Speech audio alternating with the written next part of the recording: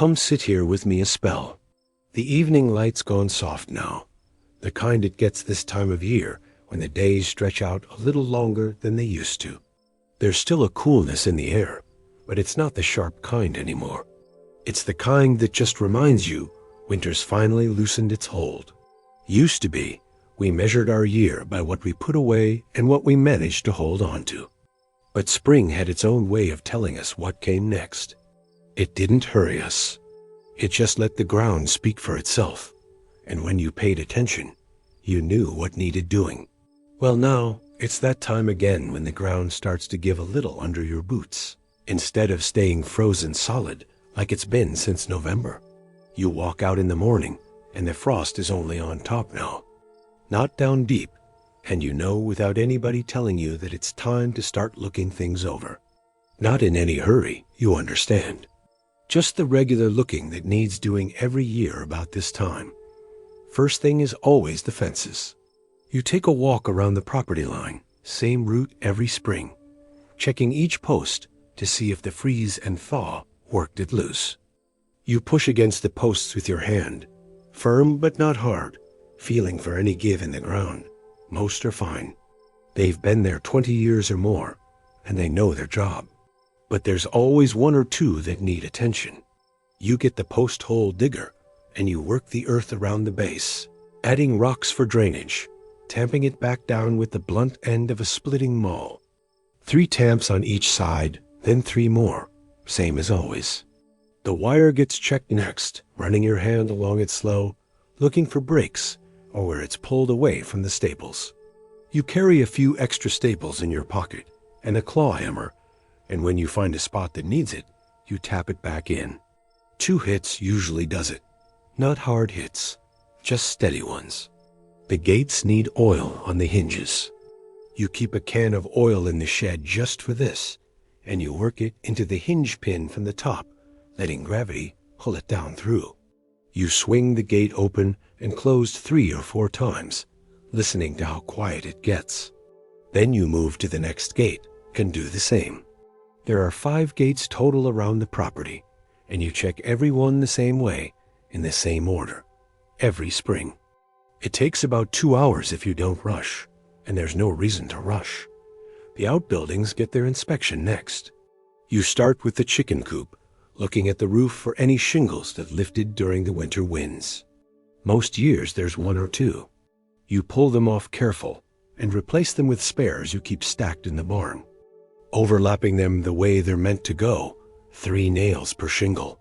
The henhouse door gets checked for gaps where cold got in. You can tell by the old straw inside whether the wind blew through. If it did, you take thin strips of wood and tack them over the gaps with small nails. The chickens don't complain either way, but it's the right thing to do. Then there's the tool shed. The door latch sometimes swells with the damp and won't catch proper. You take it off with a screwdriver, sand down the catch plate with a piece of medium grit sandpaper, maybe 20 strokes, and put it back on. Tests fine after that. Inside, you look over the stored tools that didn't get used all winter. The handles on the rakes and hoes get checked for splinters or cracks. If a handle is cracked, you replace it before you need the tool, not after. Takes about 30 minutes to drive a new handle in, wedge it, and trim the excess. You do it at the workbench with the vise holding it steady, tapping the wedge in with a wooden mallet so you don't split the handle itself. Round about mid-morning, you head down to the root cellar. It's built into the hillside so it stays cool with a heavy wooden door that seals tight. You open it slow, letting your eyes adjust to the dark inside. There's a smell of earth and old wood, same as always. You've got a lantern or a flashlight, and you start going through what's left from last year's storing. Potatoes in bushel baskets, onions in mesh bags hung from the rafters, jars of canned goods on the shelves. You pick up each potato and feel it for soft spots. If it's soft or sprouting bad, it goes in the discard bucket. Most are fine. Onions get the same treatment. You feel through the papery skin for any wetness or mold. The jars you hold up to the light, looking at the seal and the color of what's inside. If a seal's gone bad, you can tell. The lid won't be tight. Those jars go aside to be used up quick or thrown out, depending. After the cellar, it's time to start thinking about the tools you'll be using soon. Sharpening day comes early in spring. You set up outside near the barn where the light is good, with the grinding wheel or the whetstone, depending on what needs doing. The hoes come first. You clamp the blade in the vise if it's a pedal grinder, or you hold it steady on your knee if you're using a stone.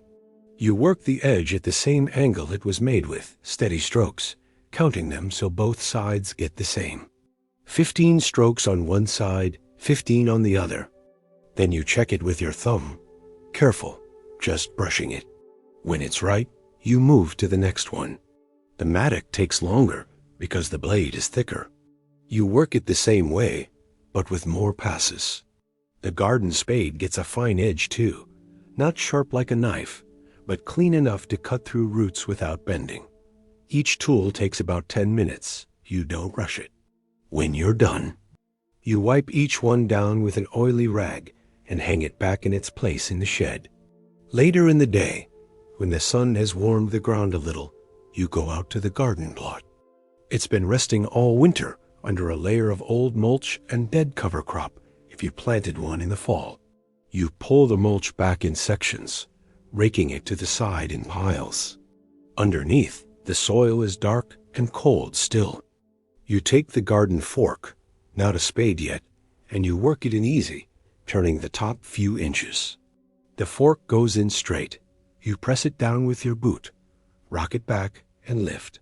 The soil breaks apart in clumps. You don't bust them up yet. That comes later. You just turn them and let them sit. This part takes a few days if you do it right.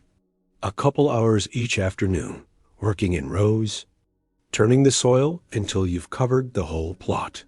Your back gets tired, but it's a slow tired, not a sharp one. You stop when you need to and start again after a rest. The soil has to dry out some before you work it finer. You check it by squeezing a handful. If it holds together in a ball, it's too wet. If it crumbles apart, it's ready. When it's ready, you go over it again with the back of a rake, breaking up the clumps and smoothing it level. You're not in a hurry. The ground will tell you when it's ready for seed, and you listen. Some years it's late March, some years it's early April. You go by the soil, not the calendar. When the time comes, you start with the cold weather crops. Onion sets first. You make a shallow trench with the corner of the hoe, about an inch deep, and you place the sets in one at a time, about 4 inches apart. You've done it so many times you don't need to measure. Your hand knows the spacing. You cover them over gently, pressing the soil down with your palm. Then you move to the next row. Same process. Potatoes come next. You've saved some from last year or bought a poke of seed potatoes from the feed store. You cut them into pieces, making sure each piece has at least 2 eyes. You let them sit overnight so the cut side dries a little. Then you plant them about 4 inches deep, 12 inches apart, in rows. You drop each piece in the hole, eye side up, and cover it. Your hands get dirty and cold, but it's good dirt, and the cold doesn't bother you much. Peas get planted along the fence line or near a trellis you set up with stakes and twine. You poke holes with your finger, about an inch deep, drop 2 or 3 peas in each hole, and cover them. They'll come up in a couple weeks if the weather holds. Cabbage starts. If you've got them, go in next. You dig a small hole with the trowel, big enough for the root ball, and you set the plant in, firming the soil around it with both hands. You water each one with a dipper from the bucket, just enough to settle the roots. All this work happens in pieces, spread over days. You don't do it all at once. You do what needs doing, then you go inside, or you move to the next task. There's always something to tend to, but none of it is urgent. It's just the rhythm of spring coming around again, same as it always does. Now, while you're doing all that work, The land itself is waking up in its own slow way. Not all at once, but gradual, starting from the top down. The frost leaves the surface first, maybe an inch or two, while the ground deeper stays frozen for a while longer. You can see it in the mud. The top layer gets soft and slick, but if you dig down with a stick, you hit hard ground just a few inches under. That hard layer moves down bit by bit, day by day, as the air warms and the sun angle changes. Soil temperature is what matters for planting, not air temperature. You can have a warm day in March, 60 degrees even, but if the soil is still 45 degrees 6 inches down, seeds won't germinate right. They'll just sit there or rot. You wait until the soil itself is ready, and you know that by feel and by watching what the old-timers call indicator plants. When the dandelions start blooming wide, the soil is warming. When the maple trees bud out, it's time for peas. When the oak leaves are the size of a mouse ear, it's time for corn, though that comes later. Right now, in early spring, you're still in the waiting part, the slow part. The trees are doing their own work, quiet work you can't see unless you know what to look for. The sap is moving again, up from the roots toward the branches. It's been still all winter, frozen in place, but now it's flowing. If you tap a sugar maple with a spile, you'll get sap dripping into a bucket, clear and thin like water, just slightly sweet. It takes 40 gallons of sap to make 1 gallon of syrup, boiled down slow over a fire.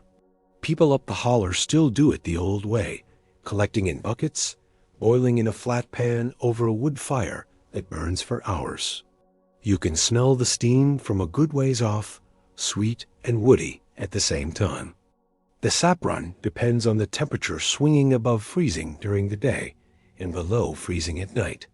When it stays warm both day and night, the run stops. Most years, you get 2 or 3 weeks of good flow in late February and early March. Under the bark of every tree, there's a thin layer of new growth starting, called the cambium. It's what makes the tree thicker each year, adding a new ring. You can't see it, but it's there, and the tree knows when to start it up again. The hardwoods leaf out last, after the danger of a hard freeze is mostly past. Oaks, hickories, maples, they wait. The softwoods, the pines and hemlocks, they stay green all year, but even they put out new growth in spring, lighter green and softer than the old needles. Down on the ground, the leaf litter from last fall is starting to break down faster now that it's warm and wet. Underneath it, you'll find salamanders moving slow, looking for insects and worms. They're cold-blooded, so they move with the temperature. When it's cold, they barely move at all. When it warms, they move a little more, but never fast. There are red-backed salamanders, small and slender, and spotted salamanders, thicker and with yellow spots along their sides. They spend most of their lives under logs and leaves, out of sight. You'll find them if you're moving firewood or turning over a piece of old bark. They don't run. They just sit there, slow and damp, waiting for you to leave them be. The bears are out now, the ones that denned up back in November or December. They don't hibernate the way people think, not deep and unmoving. Their body temperature drops some, and their heart rate slows, but they wake up if disturbed. A sow with cubs will stay in longer, keeping them warm and nursing them until they're big enough to travel. When they come out, usually in March, they're thin and hungry. They eat whatever they can find. Old acorns, early greens, grubs under the bark of dead trees. They'll turn over rocks looking for insects, peel bark looking for beetle larvae, dig up roots if they can smell them. They move through the woods quiet, more quiet than you'd think for an animal that big. You'll see their scat on the trail, full of plant material, sometimes with bits of fur if they found something dead. They're not aggressive this time of year, just focused on eating. They avoid people if they can. If you see one, it will likely move off before you get close. You let it go its way, and you go yours. The white-tailed deer are shedding their winter coats now. you'll see patches of coarse gray hair caught on barbed wire or low branches. Underneath is the shorter, redder summer coat starting to come in. The does are pregnant, most of them, bred back in November during the rut. They'll drop their fawns in late May or early June. So right now they're just eating, building up nutrition, browsing on new green shoots and buds. The bucks are growing their antlers back. They dropped the old ones in January or February, and now the new set is coming in, covered in velvet, which is skin and blood vessels that feed the growing bone. The antlers grow fast in spring and summer, an inch or more a week if the buck is healthy. Right now they're just small. Nubs, soft to the touch if you could touch them, which you can't.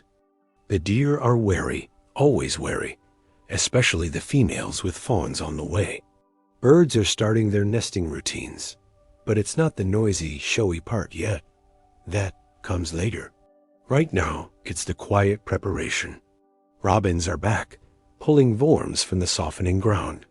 They cock their heads, listening for movement under the soil. Then they stab down quick and pull.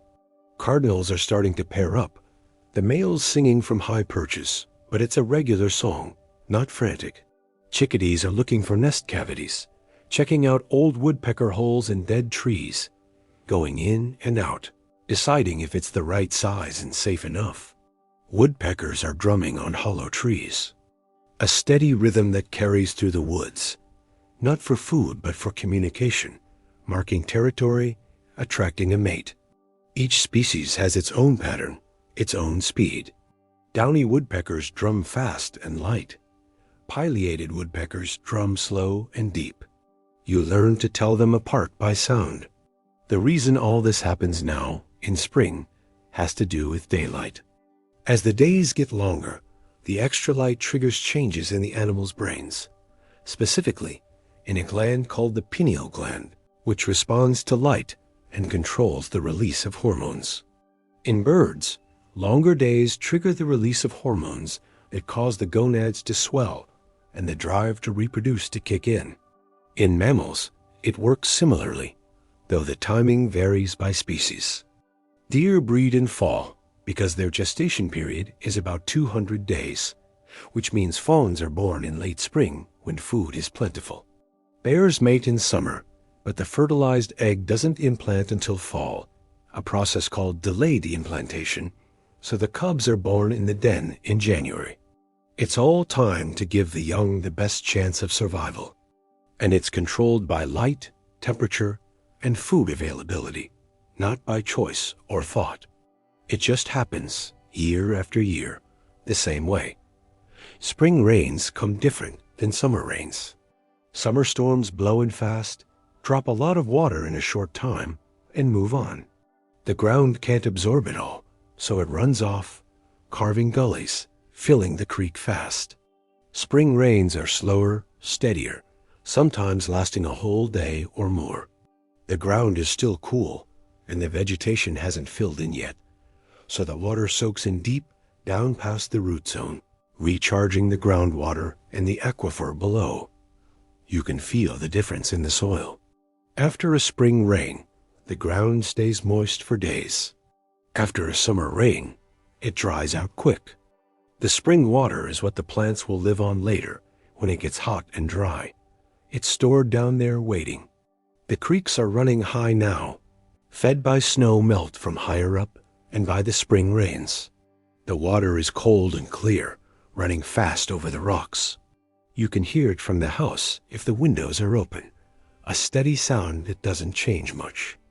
Later in summer, the creeks will slow down and warm up, and some of the smaller branches will dry up completely, leaving just damp gravel and moss. But right now, they're full and alive, carrying leaves and twigs downstream, cutting new channels where the bank is soft. All of this happens without fanfare, without announcement. It's just the way the mountains wake up, slow and sure, governed by light and temperature and ancient rhythms that don't need us watching to keep going. You notice it if you're paying attention, if you're out there working and looking, but it doesn't ask for your attention. It just does what it's always done. There's a comfort in that, in the sameness of it. Every spring, the same chores come around, and you do them the same way you did them last year and the year before that. It's not about starting something new.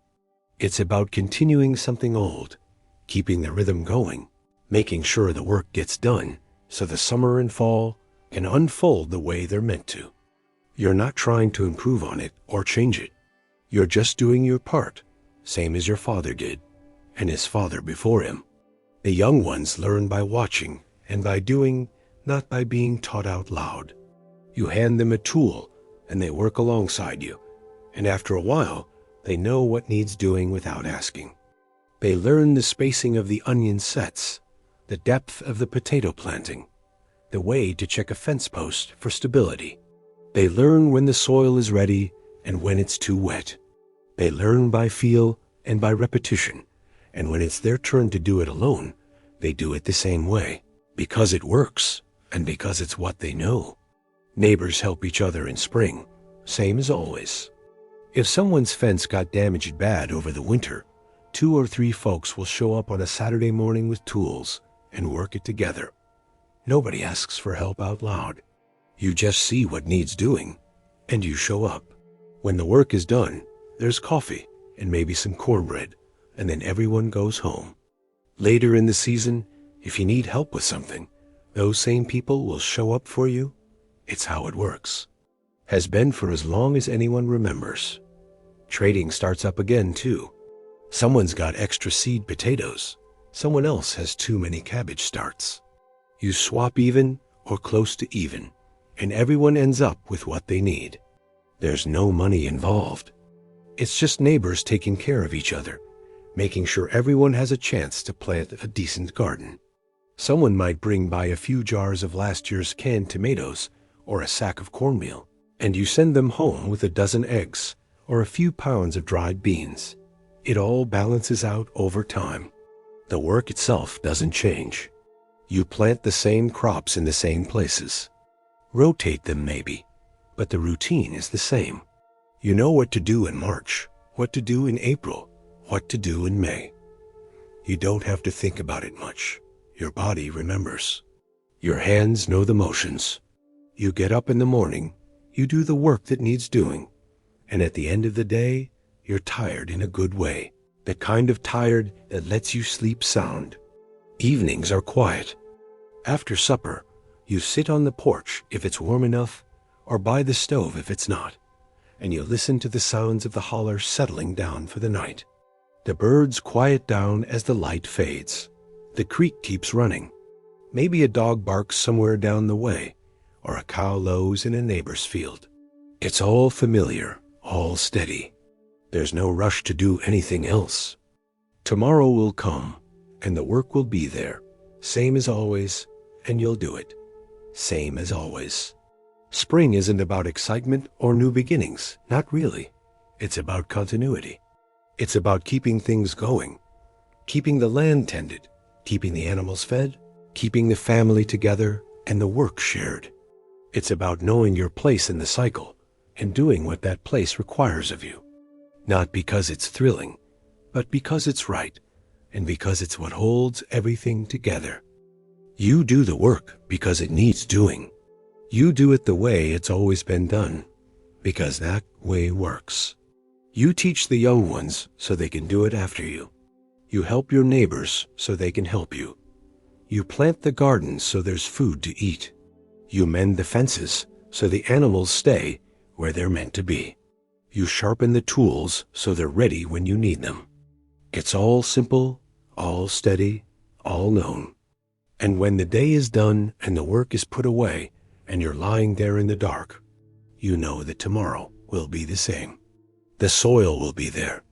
The tools will be there. The animals will need tending. The fence will need checking. The garden will need weeding later on. The seasons will turn slow and sure, and you'll turn with them. Doing what needs doing, same as always, same as it ever was. There's nothing to worry over, nothing to figure out. Just the work, the land, the rhythm of it all, steady and sure, year after year, spring after spring, The same good work, then the same good way, holding everything in place, keeping everything going, quiet and calm and endlessly reliable. Like the sound of the creek running down the holler, like the feel of good soil in your hands, like the way the morning light comes over the ridge, slow and soft, same as always, same as always, same as always. And so the evening would wind down the same quiet way it always does this time of year. The light easing off slow, not in any hurry, and the air cooling just enough to be noticed. The house stays open a little longer now, windows cracked, letting the night sounds move through. Folks drift where they need to be, not from tiredness so much as habit, settling in for rest, knowing the morning will come when it's ready. Nothing pressing, nothing left undone. Just another day folded neatly into the rhythm of things, and the comfort of knowing you're right where you belong. Well now, I reckon I've talked long enough for one evening. There's still a few small things to see to before turning in, same as always. We can pick it back up another time. I'll sit here a bit longer, watching the last of the light slip down behind the ridge. Sometimes you catch the moon rising early this time of year, pale and steady, clearing the treetops without making much of a show. It's a good kind of quiet, the kind where you can hear the frogs starting up down by the creek and the mountains settling in for the night. You go on ahead and get yourself comfortable. The bed's easy, the house is calm, and the night air's just cool enough to make sleep come gentle. Everything that needed tending has been tended. The tools are put away. The ground's resting. Tomorrow will wait until morning. I'll be right here a while longer, just keeping still and letting the night pass the way it knows how. You close your eyes and let the rest come slow, like the dark easing in at the end of a spring day. Sleep easy now. Just rest. God bless you.